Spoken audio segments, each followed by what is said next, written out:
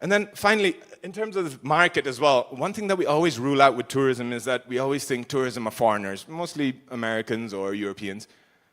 We also have NRNs. Half my hotel is always full with NRNs. Nepalis as well, the domestic market, and NRNs that come. So whenever NRN is a non-residential Nepalis, for whoever isn't familiar with the term, but the non-residential Nepalis who live abroad, they want to come back, they want to celebrate something with their family, they want to come back and stay at ours, or even people in Kathmandu, you might want to celebrate an anniversary, or you might want to celebrate something special. So one of the questions we kept getting, and I'm sure you do as probably as well, is that, oh, you build a luxury hotel, so it's not for Nepalis, it's only for foreigners. So it seems like we're excluding a segment. It seems like we're saying, oh, we're pricing it so that Nepalis are not allowed to come there. That is not true at all. Everybody wants to celebrate something. We're open for everybody. And Nepalis also have money. There's loads of Nepalis who go to the Maldives, spend so much money, go to Thailand, spend so much money. So don't say Nepalis don't have money. No? So high-end tourism is also Nepal. Wonderful to hear that. We don't sell the product, we sell the stories, which is really true. Like Bhutan is saying that happiness is a place, maybe we have to also rebrand our nation as a place of spirituality, connecting with the higher sources, or energy. Mystical land is always what we always hear. So we probably have to rewrite our stories. We have to present differently so that our products, we don't feel humiliated to sell our product in a higher value or higher prices. So like you said, in Namche, the guest houses are simple, but maybe the place should have a better value so that we include that into our products. So we are at the investment summit, and then Sintamani is, I think, a perfect example of the joint venture that recently started, and thank you for trusting Nepal. And many international brands are, I think, start trusting Nepal, and I think Nepal is ready for investments. We are ready. The government is also working on their, new policies and so on.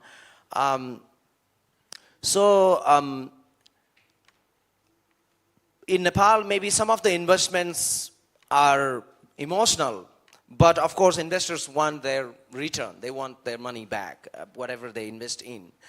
So my question to Pradeep Ranaji will be, how you are taking Nepal to the world and bringing world to the Nepal? Thank you, Rajanji. First of all, I don't think so. I have to emphasize so much of how we have taken Nepal to the world, because since the early days of Nepalese tourism, we have seen the first hotel, Royal Hotel, Annapurna Hotel, Yakaneti Hotel, Yeti Travels, how our senior partners, our senior gurus have taken Nepal to the world. Now, when we say bringing world to Nepal, is definitely there are new ways, new creative possibilities that we can look into it. That Shraddhaji, Tenjing, everybody has mentioned. I don't have to go deep into that. But again, me working in Chintamani and Chintamani coming to Nepal is always one of the gateway in luxury travel, right? Chintamani in Jomsom. Jomsom has always been a historic place and a tourist destination. And it was always renowned to not just Nepali, but our Indian pilgrimage who goes to Kagbeni, who goes to Muktinath. So, just Chintamani coming to Jomsom, it's not that we showed the world that, oh, Jomsom is there, or Mustang is there. It was always been there. It's just the gateway of luxury tourism, which was blocked for a long time. We just have opened it. At least we can say to these high-end travelers or clients who wants to come to Mustang, or even Indian devotees who are in that high-level travelers category, would just like to come to Chintamani and do their own pilgrimage activities, right? And also the infrastructure development. I used to travel and trek all over Nepal 10, 15 years back with my wife. I have seen the roads from Beni to Jomsam, Kavrebhir, Rupse waterfall. The armies were just blasting and making roads. But then also people used to travel, right? Now, what the infrastructure development has done is, if you have a good vehicle, from Pokhara to Jomsum, it just takes maximum 6 hours, which is, again, I would say there is a pros and cons. The old trekking routes where Rajanji used to walk, that is now gone, right? But now these new roads have opened a new horizon. There is not just one destination where people used to go many years back, but now there are roads which has been constructed. So there are a lot of new destinations that the tourists can reach.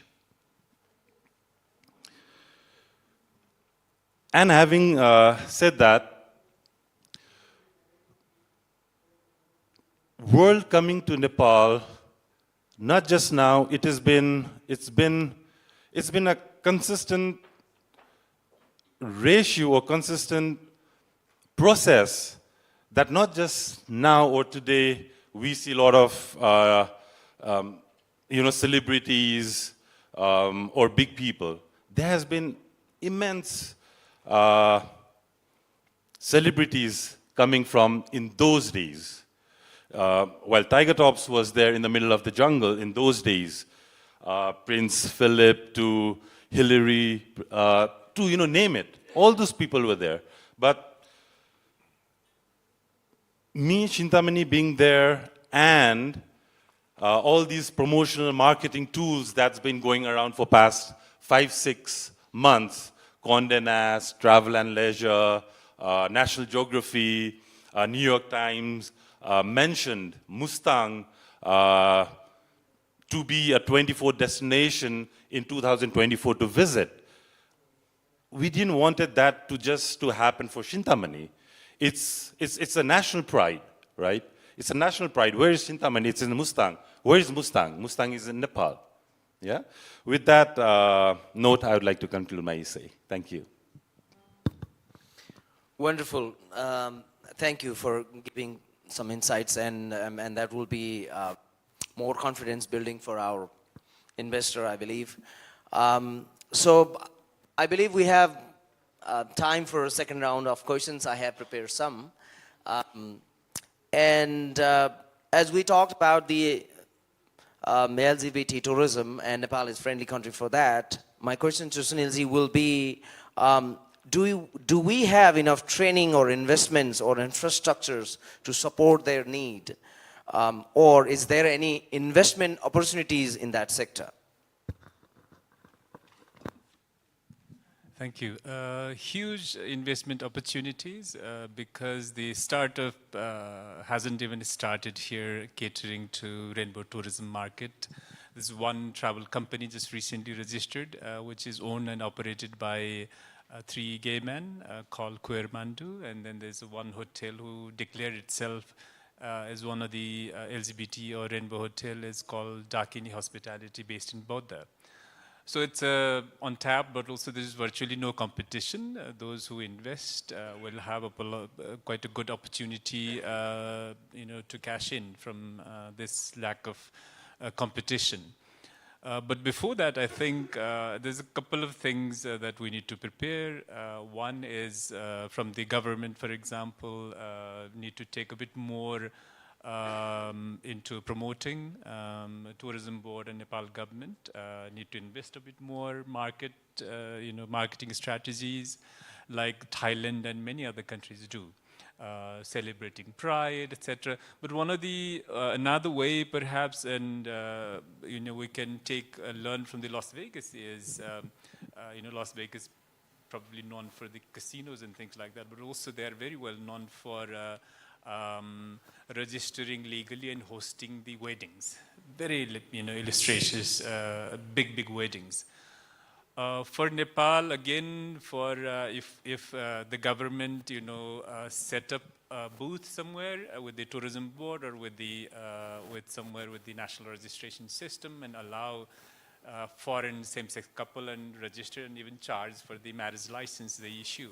That would bring a lot of high-end tourism. And then when for marriage and wedding destination for same-sex couple or for the rainbow couples, it's not just the two couple comes. They bring with their relatives and friends. So, and at the wedding, it's a lifetime event. Usually, they invest a lot on, a party and celebration, dresses, flowers, jewelry, all those things. So there's multiple, job generations and economic activities that brings with this, with such kind of things. So we should perhaps, with the tourism board, propose government to find this kind of mechanism where rainbow marriages for foreigners is allowed and administered, as it has been allowed for the Nepalese rainbow marriages. That's one thing we need to. Secondly, another data I would like to share is the UN, travel organization have estimated by 2030, the rainbow tourism market will cross 550 billion a year. Nepal GDP is hardly 40-45 billion. So even a fraction of that percentage, if we can bring to Nepal, will be quite big for Nepal. So that's another thing we need to do. For those who are very interested to become rainbow friendly or pink tourism friendly hospitalities and travel companies, they need to train, you need to train your staff and your management so that you, respectfully treat this tourist and guest who are staying with you or who you are serving. Otherwise, a lot of rainbow travelers, when they travel abroad, they check which country is safe legally, where there is no crime, where the hospitality, the hotels they check, they have some kind of sign, rainbow flag, or you can mention you have trained your staff, how you use proper pronouns or some of the words. This is a very basic thing, but you need to cater. For example, one of the things, we recently discovered that a lot of hotel here, lack of, not knowing, not the discriminatory attitude, but they didn't know. So they see a couple, same sex, two men, going to the reception for their checking in, and the receptionist put them into a separate bed without asking. So they are like, husband and wife, same sex couple. So it's a simple thing that the receptionist should ask, not assume that they are a friend apart, but they are more than friends. And then simple question that you should ask whether you like a queen size, king size bed, a separate bed would solve the problem. Same thing, trekking guides group I trained recently on this.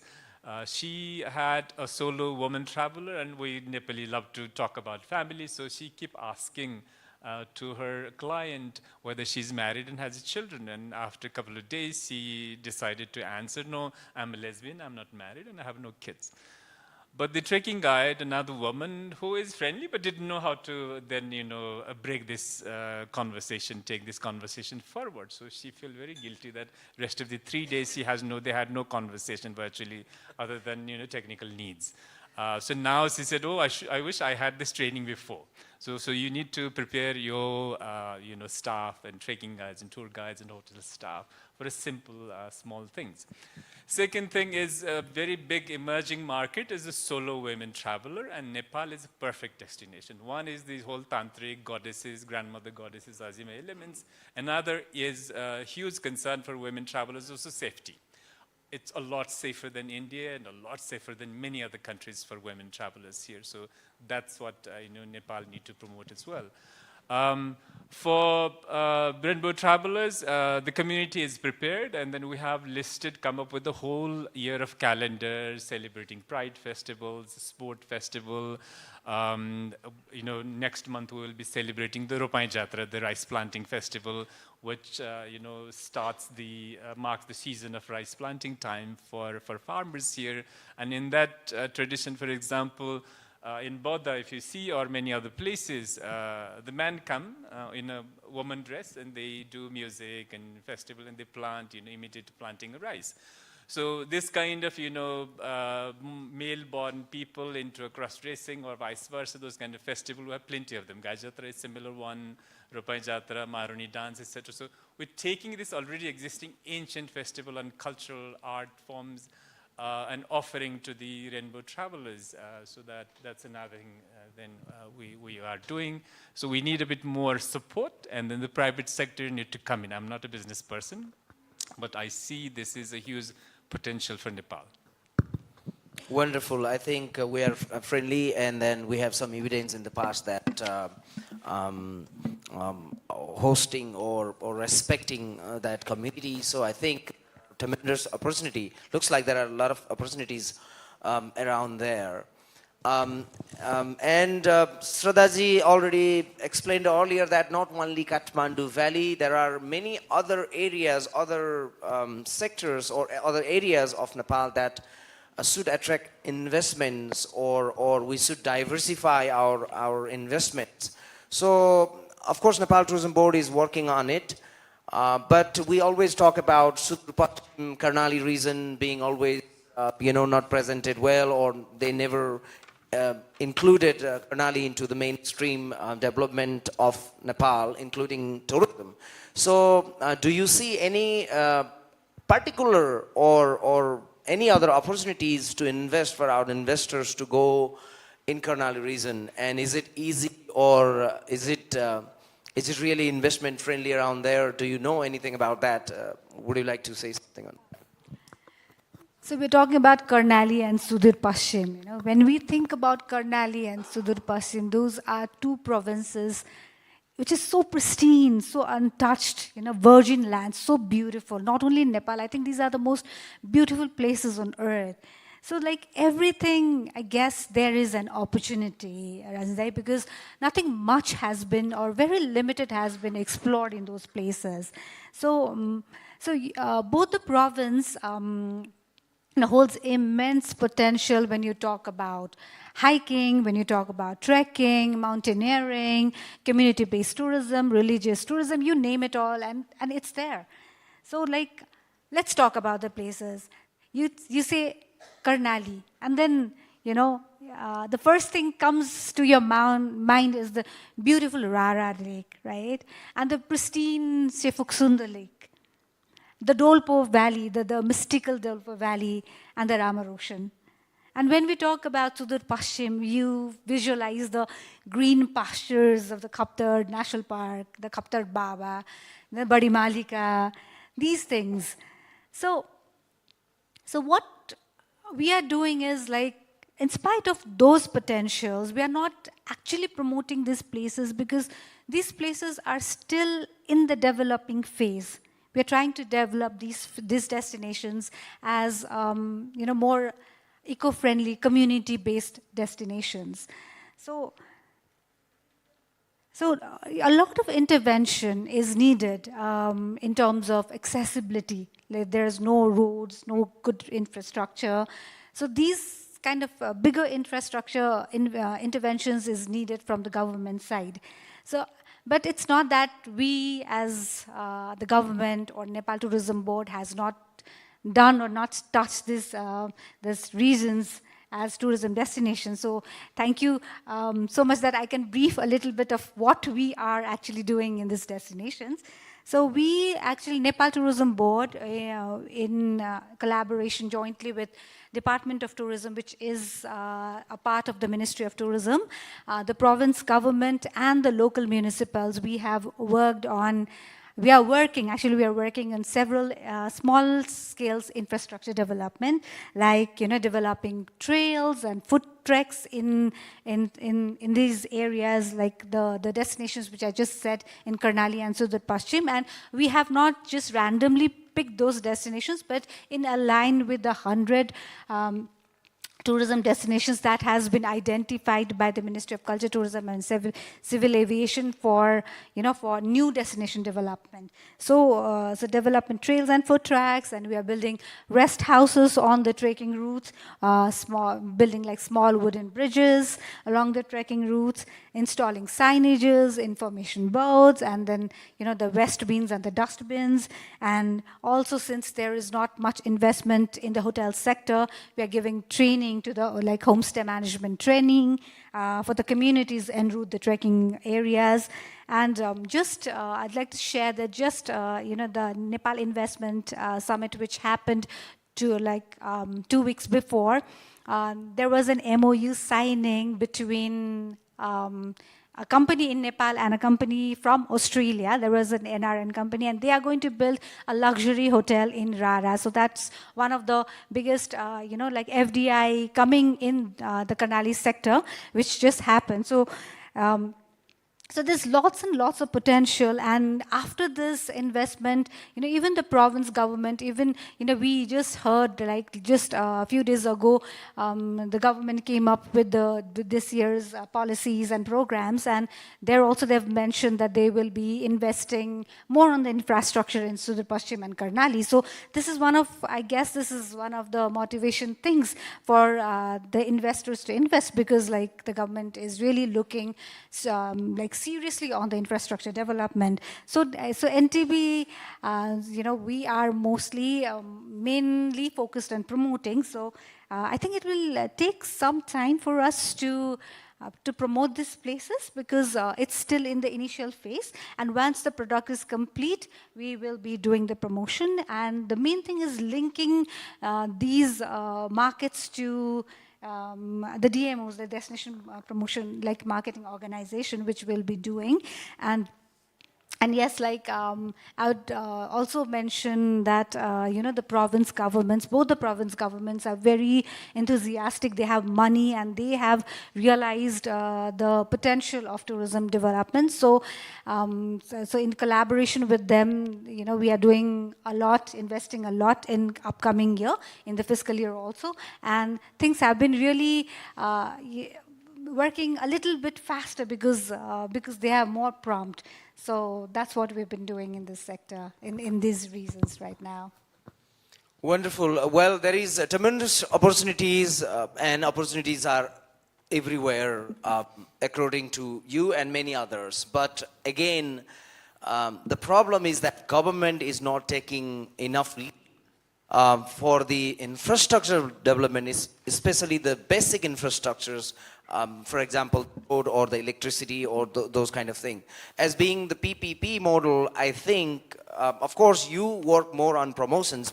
On the top of that, maybe you have to pressure the government that unless you build this, and the infrastructures are there, because most of the other infrastructures are built by the private sector. In Nepal's tourism, private sectors are always very instrumental on developing destinations and bringing them, to the international market. But government's basic infrastructures, I think you, as being the part of the national body, should also pressurize. Not only pressurize, maybe we should have a cell there, just always working on the basic infrastructures, to pressurize the government. So that might help the investors, to come more forward to invest, because without basic infrastructures there, the investors are not interested to invest a lot in other infrastructures, which the government should do.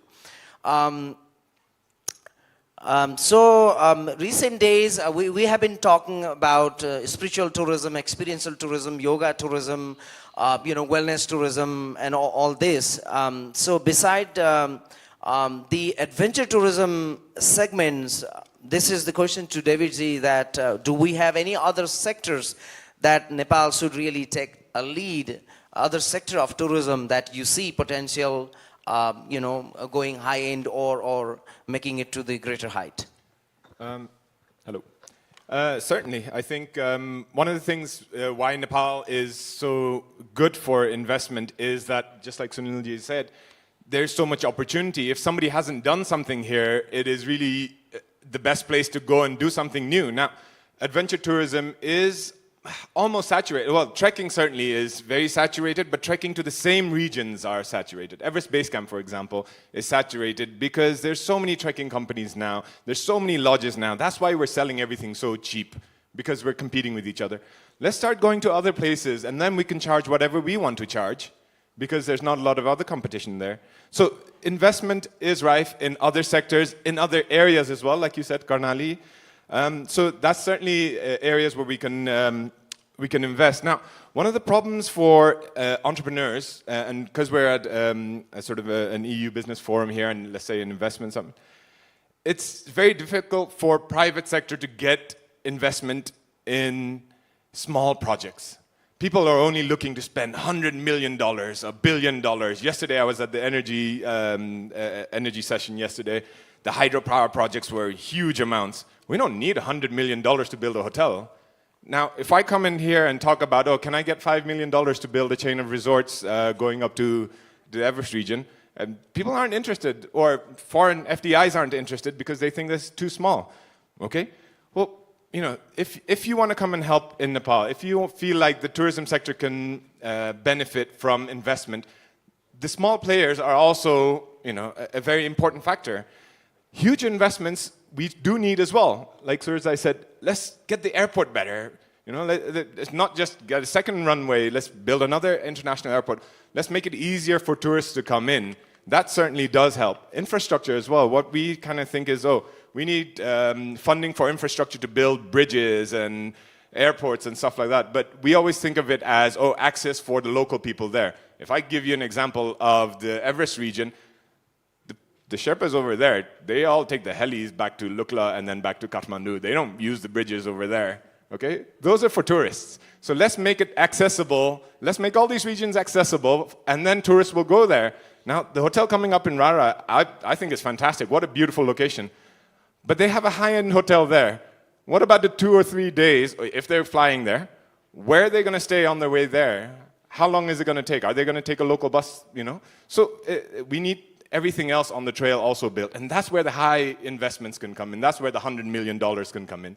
So for the entrepreneurs who want to set up a trekking agency, who want to do something new products, we need smaller investments, and we need investors to be ready to invest in smaller products. Aside from that, you said investment opportunities, of course, new products, right?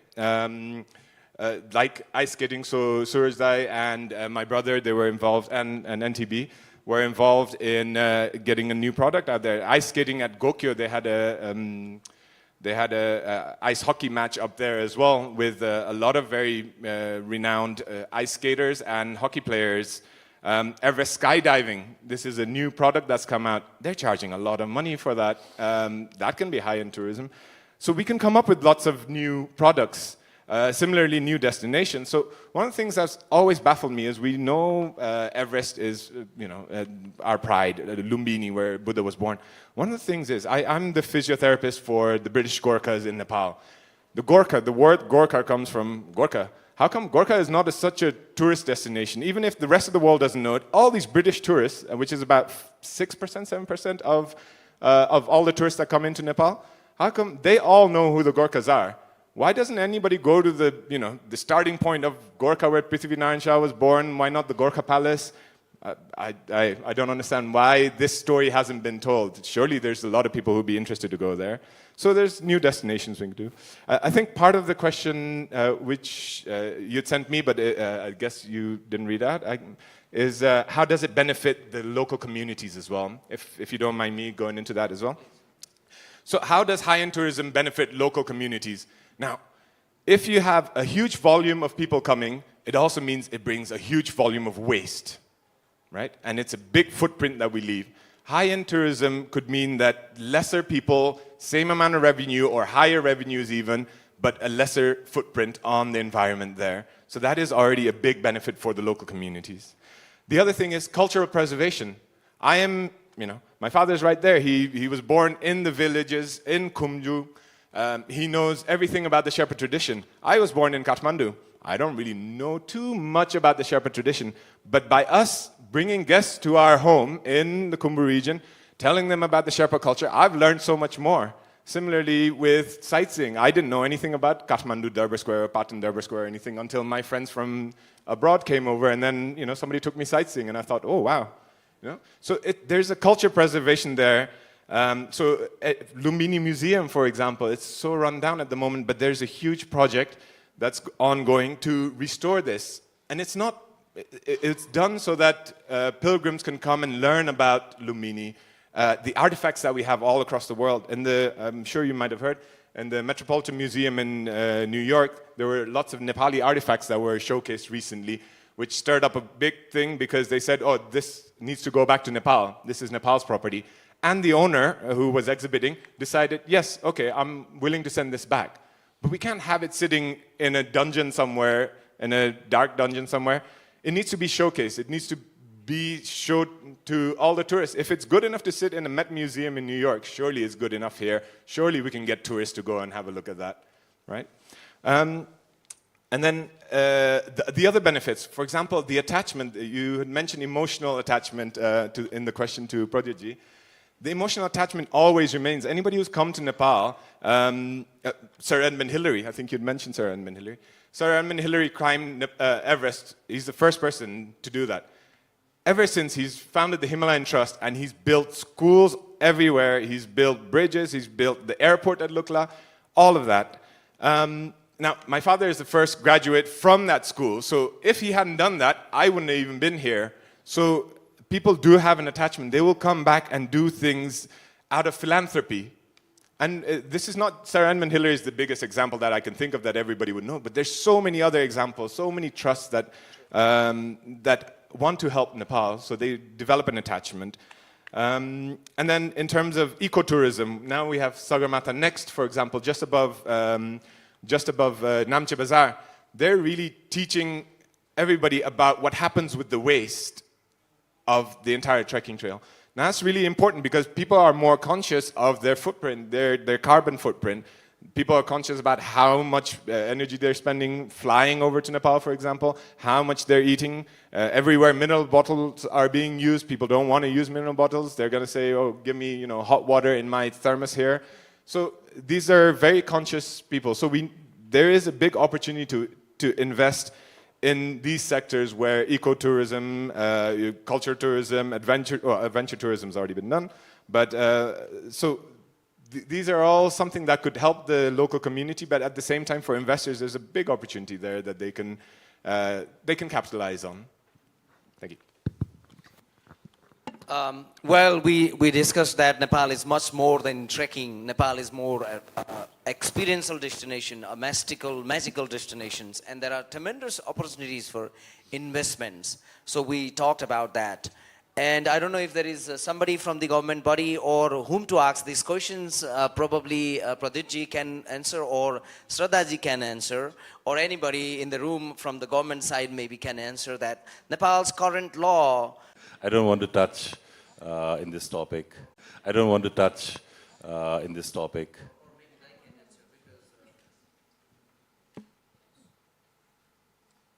Shraddhaji being in FNCCI, maybe he can answer this to us.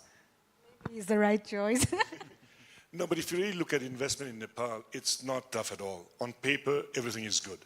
The policy is good. If you look at Nepal's policy in investment, probably we're one of the leading open, liberal country that allows foreign investment to come in. You want to invest in Thailand, you need to marry or find a Thai partner to invest in. You want to go to Bali, you need to rent or lease or marry, or have a girlfriend or whatever, boyfriend, yeah? So all I'm saying is Nepal, you can have 100% ownership as a foreign investor. So I think as far as Nepal's policy is concerned, it's very attractive. But now getting beyond that may be a problem because the policies itself aren't bad at all, really. But getting to the end of it may be a problem because we need to work with the government. We need to be a lot more vocal, getting our things across. So I think if you look at policy per se, it's very safe. It's okay. If you look at most of the investors that have invested in Nepal have made good money. So finding the right way out to get your money out could be a problem at times, but there are a lot of people who've done it the right way, haven't had problems. So I think if you do business in Nepal the right way, it's okay, really. Nepal isn't as bad as we think being in Nepal. Having been to Romania and been to a few other countries around the world, we're a lot more better in terms of our investment policies. Yeah? I just have one more thing to say. Wonderful. I think with this note, we are towards the end of the session. Over to you. Thank you so much. Can we have a round of applause for our fabulous moderator, panelists, and special speaker? For me, this session was especially very insightful because not only have I worked with the NTB in the past, I've also had the honor of staying at a community homestay network that Shraddhaji just spoke about. It was an amazing, amazing experience.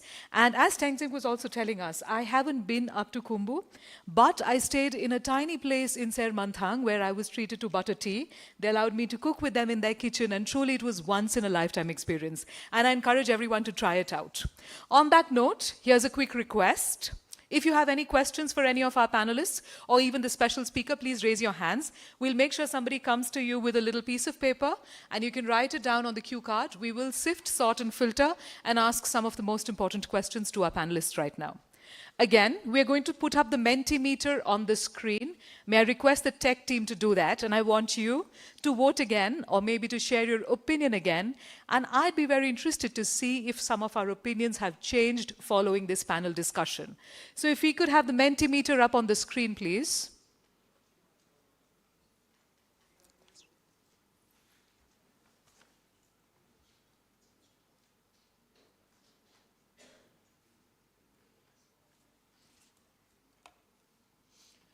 Please go to menti.com. The code you want to use is 4304-8741. I'm going to repeat. Please go to menti.com. The code you want to enter is 4304-8741. And the question that's going to appear on your screen will be, assuming you have money, what tourism business would you invest in? So just put in a single word or maybe a two-word answer so we can sort of see and collab and get all the results on the screen. From marijuana, we've gone to pilgrimage as the first option.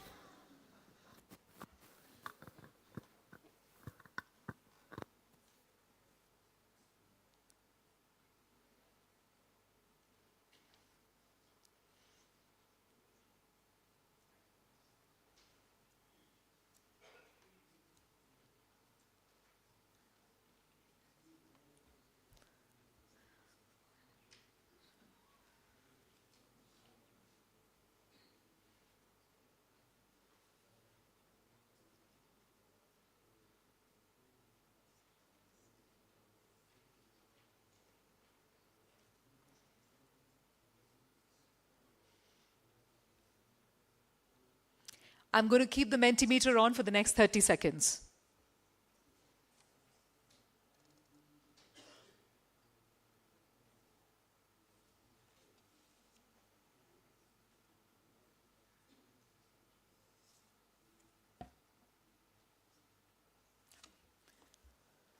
On that note, could I request the tech team to please stop accepting responses for the Mentimeter?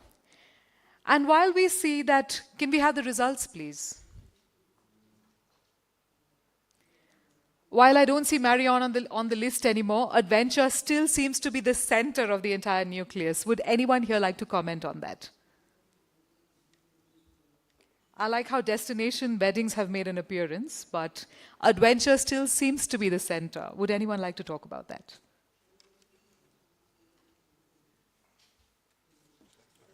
Hello. Certainly, I think, yeah, you have to take your strengths first, of course. So I understand that, you know, if I was to put my money in somewhere, I would put it in adventure because this is what we're already known for. So certainly, I understand that adventure is still there, but it's not as big as it was at the start, I don't think. No, the letter at the start, the font at the start was much, much bigger. And there's a lot more variety of things that's come up as well, including rainbow tourism, which I'm sure Sunilji's contribution has really highlighted that. And I think a lot of people have recognized the potential there for that as well. So yeah, I agree with everything that's on there right now. And it's a lot more, there's a lot more words out there than what it was before. So I think that's what we wanted with the panel. Exactly. I think the panel has definitely met the goal of allowing people to think in possibly a different way, for giving a new perspective. And that, according to me, is a total win-win. So here are the questions that I received from the audience. And the first question that I'd like to put forward to Shraddha ji is this: is there an existing product for destination weddings in Nepal? Oh yes, we are here. So when we talk about destination wedding, we mainly look at the like big hotels. So Solti and like most of the five-star hotels in Kathmandu is already doing, and when we because they come in bigger quantities like the people 300 plus, so majorly it's higher than Gokarna and Solti, to name a few in Kathmandu. And but like I said, in the eastern region, Mechi Crown is doing good, and if you go to the western part of Nepal, Tiger Palace is really doing good, and the Siddhartha Villas have come up. So these are the destinations which are really popular. And in Janakpur also, the Yatri, because Janakpur suddenly with Ayodhya coming, the recent the Pratishthan, and so we are trying to link up Ayodhya and Janakpur as a Ram Sita place, like the wedding place. So I think there's going to be a massive investment in five-star properties in Janakpur as well. So these are the prime properties in Kathmandu and Pokhara that's catering to the destination wedding demand right now. But still we have challenge, right? Like, there is this limit of bringing jewelries, like 50 grams of gold to Nepal. And when we talk about, big fat Indian weddings, they love wearing jewelries and, bringing so much of gold. So that's the problem what we are facing right now. And then also since there was this team just a month back, they did when, the wedding in Hyatt, and the groom wanted to just land in airport, take a chopper, and fly to the Hyatt. So people are ready to spend so much. They want to spend so much, but then our rules and regulations, we cannot support it. So that's where we need to be a little bit more flexible to attract, I guess, high-end wedding planners from India, and it's going to do really big for Nepal. Fingers crossed. Okay, the next question that I have could be answered by anybody on the panel because there's no specific name here. And the question is, wondering about specific tourism targets. Has Nepal focused too much on Europe and the US? What can be done to attract other tourism crowds? For example, India's favorite destination is Switzerland, even though the Alps are only half as majestic as the Himalayas.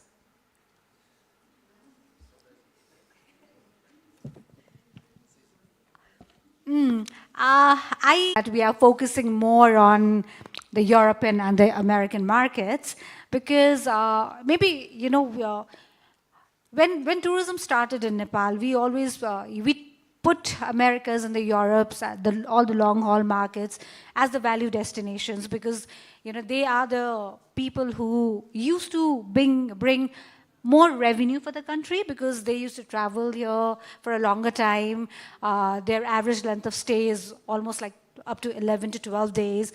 But now, if you look at the travel trend, it's always either India or China who is, at the top tourist generating market. And so Nepal Tourism Board, what we do is we've kept almost 50% of our marketing budget targeting these two, like big countries with big economies and big population, which is land linked with Nepal. So we see a lot of potential from India and China. And also we are also targeting the one-stop destinations in the Southeast Asian market, like the Southeast Asia. And the travel trend, the tourists are also increasing. And when we talk about the US and the European market, they'll always come back for trekking and they'll always come back for Mount Everest. So the promotion pattern is a little bit changed from how we used to value those markets to now how we are targeting India and China. Thank you. Thank you so much. And on that very positive note, I'd now like to request Mr. Sebastian Domzalski, Charge d'Affaires, Embassy of Poland, for his reflection on the entire session. Yes. Good afternoon, everyone. Thank you very much for having me. It's great to be back in Nepal. I've been coming to this country for the last 23 years. Over the last 20 years, I visited Nepal almost 10 times, so I'm quite regular. And I've been coming here as a tourist. Of course, this is the first time I came here was as a tourist. I also worked here as a tour guide with MICE tourism, luxury tourism. And now I come as a diplomat based in Delhi. I'm also use all the opportunities I have to come here as a tourist from India, as it is so close. So, you know, if you think about tourism from India, it's not only Indians, but also international tourists coming here. And I've tried almost everything. So mountain biking, hiking, rafting, sightseeing flights, have not base jump or bungee jump yet, but maybe also can try this. So, I feel it was really interesting to listen to all the comments and observation of the panelists. Thank you very much. I've learned a lot, although I've been coming to this country for long, but also feel very humble listening to the comments. If I may also offer some observation from my perspective, maybe a little bit of a wrap-up of what was already said or mentioned, but one thing that is extremely important if you think about tourism is infrastructure development. Yes, we all agree that roads have been coming, there are new roads being constructed, but I mean, there's still some room here for improvement, and last year I came after 8 years gap. So, and the road to Pokhara is actually worse than it was 10 years ago. Sorry to, but I see that there is construction going on. So hopefully, I'm planning to come again this autumn. So maybe it will be finished. Then, if not, then I'll fly. Of course, and new airports are coming up. That's a nice thing. Of course, we have to think about airline safety and generally Nepali airlines that adhere to all the standards and regulations, but sometimes due to bad weather, accidents do happen, and it also has a negative influence on tourism.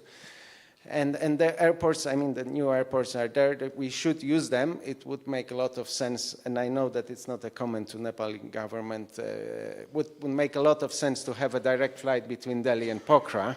I would benefit a lot from this myself. So I promise when this flight is open, I'll be one of the first to come. And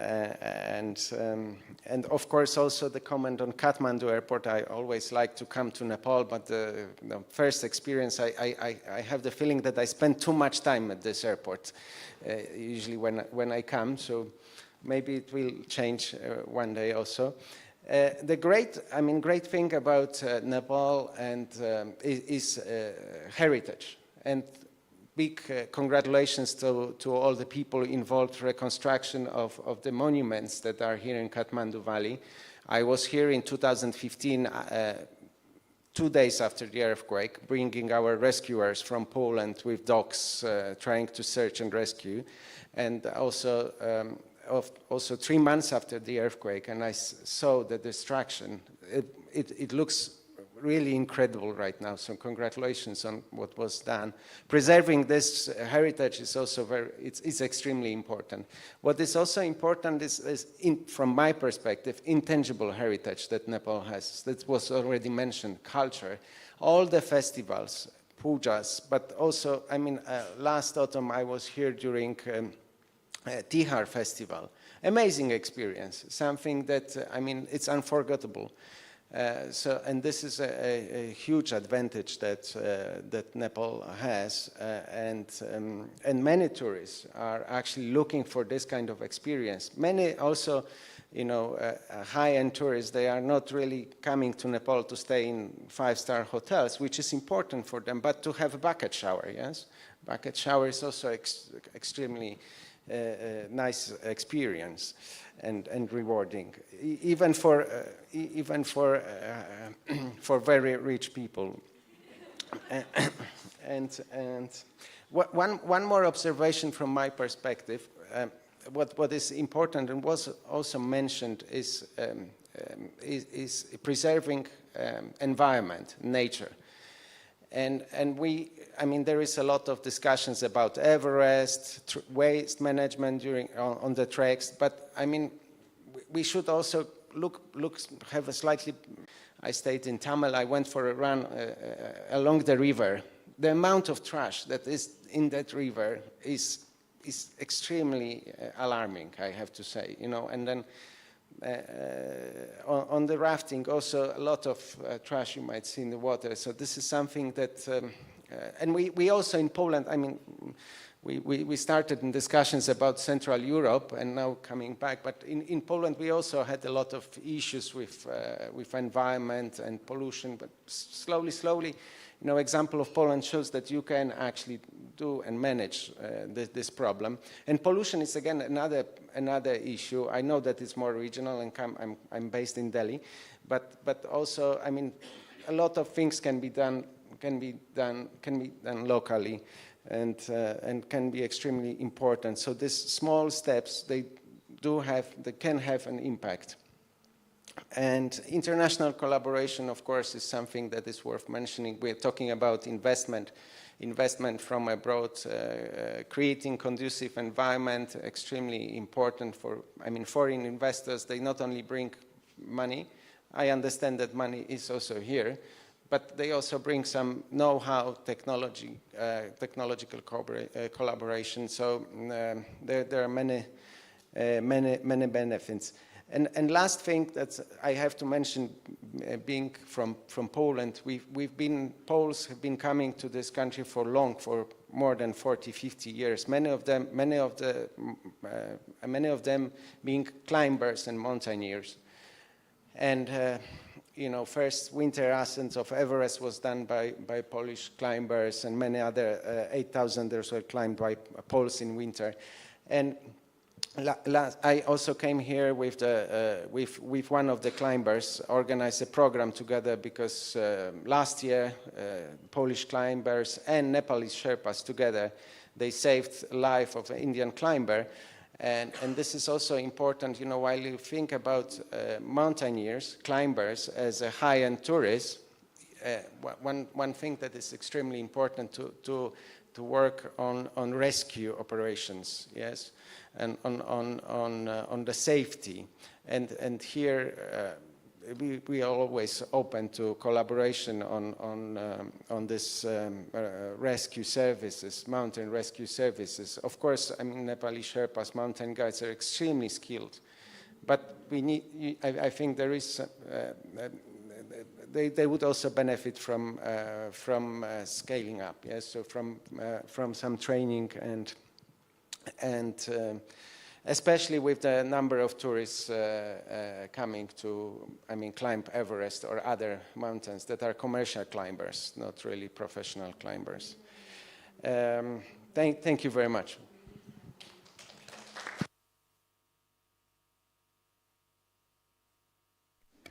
Thank you so much, sir. Not only did I enjoy the humor that you managed to infuse into this speech, it was always very endearing to see that sometimes we, living in Kathmandu, get desensitized to all the wonderful, beautiful things around us, but it's always the foreigners that come and tell us, wow, Basantapur is beautiful, Bhaktapur is amazing. Thank you so much for that, and thank you for proving what Shraddhaji just told us. The Europeans, they'll always come back for the adventure. On that note, I believe Mr. Vaidya has a quick remark to make, and let's do that right now. Sorry, I just had to take this floor. Normally when you're the first speaker, you really don't know what to say because you presume everybody else is going to say that, right? But I just wanted to bring this very, very important point. You're celebrating the 50th year of diplomatic relationship between Nepal and Europe. What Nepal has failed diplomatically and as people is that in the 50 years, we still don't have a direct flight to Europe. Any investment that we talk of only happens when people can travel from one country to the other at an ease, as a pace that they desire, right? And I think the biggest challenge that we have for the forum here, the EU-Nepal Business Forum, is one agenda. You don't need to look at how you want to bring in investment. You don't want to look at how you want to increase tourism. You just want to create one change, is that there will be one airlines flying into Nepal by 2025. And that's the mission that you have. You do that, you get more people coming in, you'll get automatically more investment coming in. And unless that happens, I really don't think investment is going to be that easy for Nepal. We've had Lufthansa fly here before, we've had Austrian Air flying here before. There's no reason that they shouldn't come in. 7.5% population of Nepal are living abroad. 200,000 of them live in Germany alone. 200,000 plus live in UK alone. When you travel to Europe, you find all Nepalese restaurants all over the place. There's enough people to travel between these two sectors. So therefore, I think the effort is not again to say, Sarkarle garena. No. We in business, we as Nepali people need to demand that this happens. Because unless Nepal Airlines Civil Aviation Authority changes some of its policy, because I think the European government is very clear, unless the Civil Aviation Authority changes some of the basic policies that they've been asking for, the airlines will not fly into Nepal. So therefore, if we want that, and if we're really looking at increasing our diplomatic relationship, is get the flights in place and don't wait for the government. We need to raise the voice. We need to speak out loud. This is the job of EU-Nepal Business Forum. Thank you. Thank you so much for that. And so many other relevant points at this session. I would like for the audience to again, please join your hands together for a loud round of applause for all our panelists, special speaker, reflection speaker, as well as our moderator. I'd also request all of you to please stand up, come forward for a group photograph. And on that note, we are going to take a 45-minute break for lunch. Please remember, we are going to have the B2B session after this. And the business fair outside is open. Please do go and enjoy. There are a lot of amazing stalls, amazing different things that you can enjoy while you're there.